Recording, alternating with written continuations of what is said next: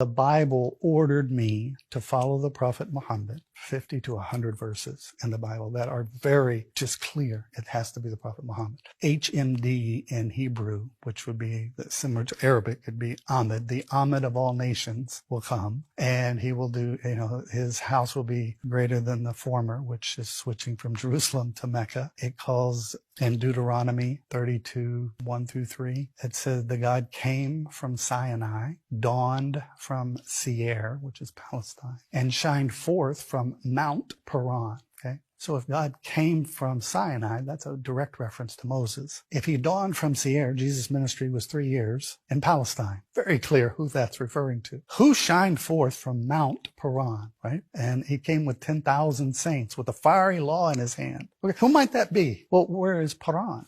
Okay, you have to. And people argue about this all the time, but it's abundantly clear in the Bible. It says that when Abraham took Hagar and her son Ishmael out and left them in the wilderness of Paran, and he grew to be an archer. And then, so where is Paran?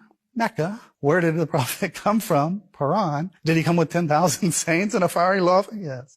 The Quran says they knew Muhammad better than, or they would recognize Muhammad easier than their own son. It's because the revelations that have been revealed were so clear, so concise, so perfect that